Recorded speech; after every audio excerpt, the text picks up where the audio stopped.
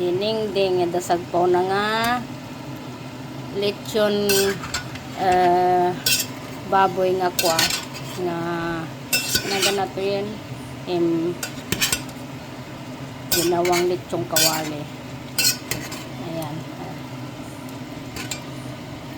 yung walang tubig, konti lang tubig niya, pangluto lang ba, kasi gusto ko yung medyo dry na. Ayan,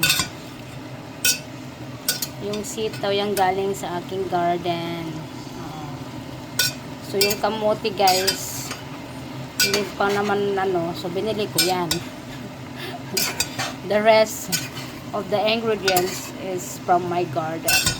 Talong, chili, saka sitaw. Ayan.